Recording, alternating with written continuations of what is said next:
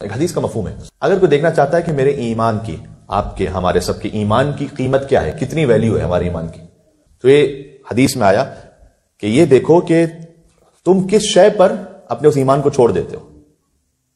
یعنی کیا؟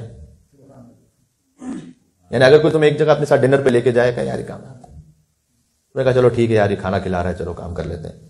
ایمان کی قیمت وہ کھانا ہے.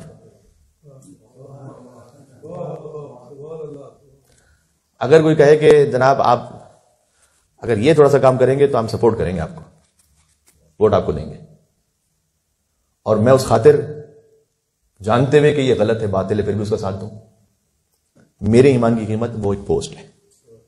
میں پریزیڈنٹ بننا چاہتا ہوں، میں سیکرٹری بننا چاہتا ہوں، میں کوئی اور چیز چاہتا ہوں.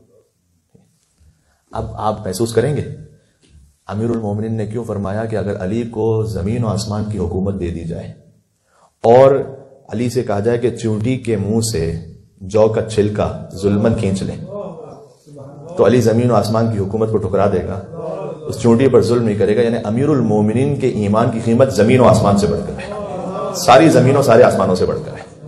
یہ علی کا ایمان ہے. صلی اللہ علیہ محمد و محمد. یہ مجھے دیکھنا ہے کہ میرا ایمان کہاں پر ہے. میرا ایمان کیا ایک خطابت پر ختم ہو جاتا ہے؟ ہو سکتا ہے میرے لیے وہ کیفیت ہو جو آپ کے لیے نہ ہو، آپ کا کوئی اور معاملہ ہو. صحیح. تو اگر میں نے فقط ایک کسی مرکزی جگہ پر خطاب کرنے کے لیے کوئی ایسا کام کیا کہ جو نامناسب تھا، نہیں کرنا چاہیے تھا، اس کا مطلب ہے کہ میرا ایمان فقط اس مرکزی جگہ پہ خطاب کرنے تک ہے، مجھے وہ جگہ مل جائے بس، باقی کچھ بھی ہوتا رہے. صحیح ہے.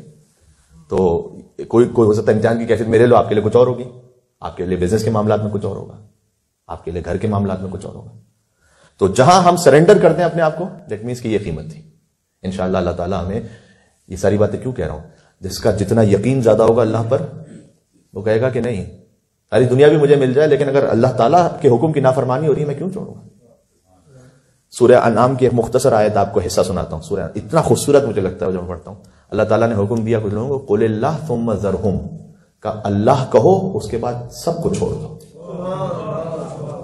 قل اللہ ثم ذرہم، اللہ کہو یعنی کہو کہ اللہ میرا معبود ہے، ثم ذرہم، اس کے بعد چھوڑ دو.